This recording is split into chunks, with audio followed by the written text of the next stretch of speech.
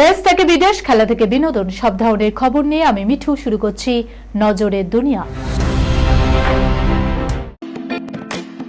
Lake view হাসপাতাল, সময় অসময় সব সময় আমাদের পরিষেবা modular OT, paediatric surgery, plastic surgery, general surgery, neuro surgery, urology, gastroenterology, gynaecology, orthopaedic, ENT, chest সমস্ত অভিজ্ঞ চিকিৎসকদের দ্বারা চিকিৎসা করা হয়।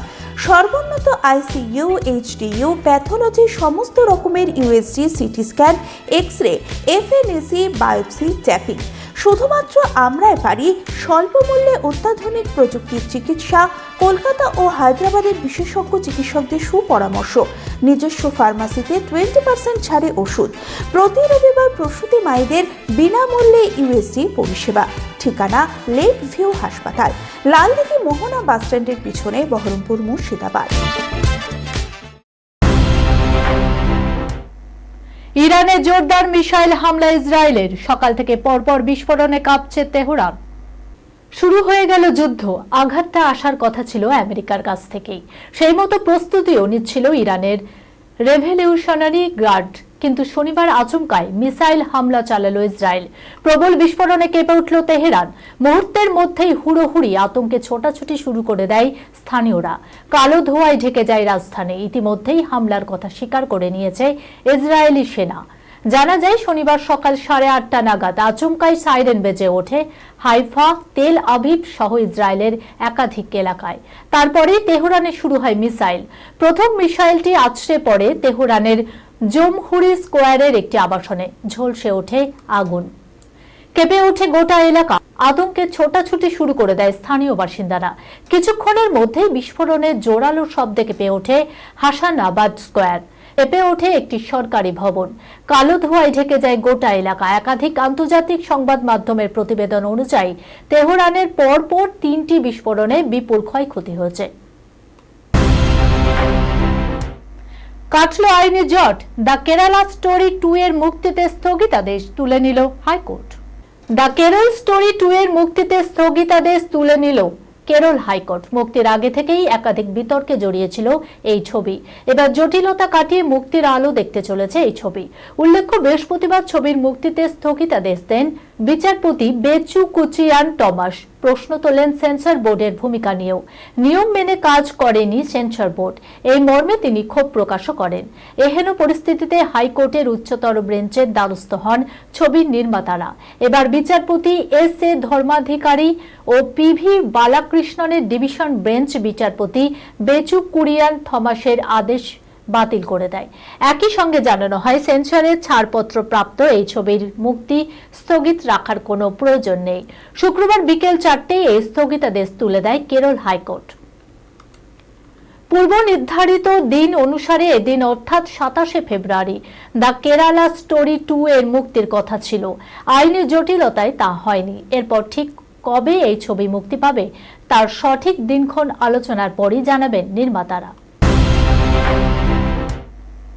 মাথা থেকে পা পর্যন্ত সোনায় মোড়া। বিয়েতে বিজয় রশ্মিকা কত কেজি গয়না পরলেন জানেন কি? দেখুন। মাথা থেকে পা পর্যন্ত মোড়া গয়নায় বিজয় রশ্মিকার বিয়ে যেন এখন টক অফ দ্য টাউন। বিয়ের পোশাক এবং গয়নাগাটি নিয়ে সর্বত্র চলছে জোর আলোচনা। ঠিক কত পরিমাণ গয়নাগাটি পরলেন বিরস তা নিয়ে কৌতূহলের যেন অন্ত নেই। জানা গেছে হায়দ্রাবাদের প্রসিদ্ধ শ্রী জুয়েলার্সের তৈরি গয়নায় সেজেছিলেন বিজয় ও রশ্মিকা। প্রতিটি গয়নায় দাক্ষিণাত্যের ঐতিহ্য এবং আভিজাত্যই যেন ফুটে উঠেছে। রশ্মিকার গলায় কাশুমালা, গলা থেকে নাভি পর্যন্ত ললন্তিকার স্টাইলে এই হার দক্ষিণী ঐতিহ্যকে বহন করে। হারটির প্রতি ধাপে লকেটে রয়েছে বিশেষত্ব। হারটির সবচেয়ে বড় লকেটে রয়েছে দেবী লক্ষ্মী। ছোট 3টি লকেটে কলকার কাজ। একেবারে গলায় লকেট চাকার মতো। ছোট বড় মটরদানার মিশেলে গলার হার এক কথায় নজর কাড়া। কানের দুলেও ঐতিহ্যের ছোঁয়া রয়েছে। খোপায় ফুল দেয়নি সেখানেও বিশেষ গয়নায় সেজেছেন অভিনেত্রী। হাত ভর্তি সোনার চুড়ি ও বালা, আঙুলে একাধিক আংটি। রশ্মিকার হাতে হাত পদ্মও রয়েছে।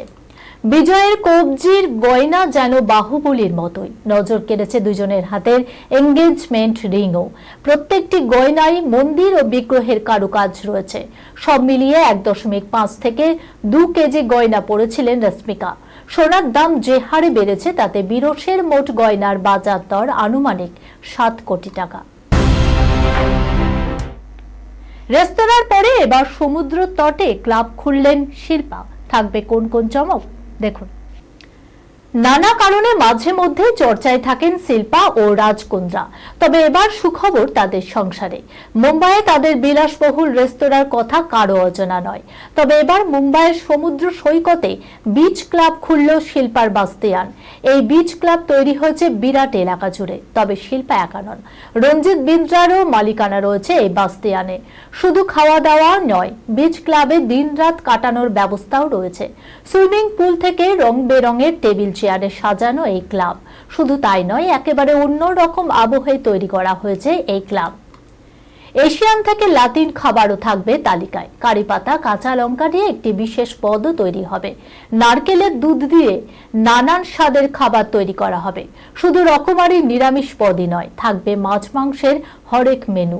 এই ক্লাবে একজনের জন্য সারাদিনে 5,000 টাকা খরচ থাকবে। থাকবে এশিয়ান নানান পদও। এই খবরের সঙ্গে শেষ করলাম আজকের নজরে দুনিয়া। আপনারা দেখছেন টিভি 24 বাংলা, সংবাদ বিনোদন সারাদিন সারাক্ষণ।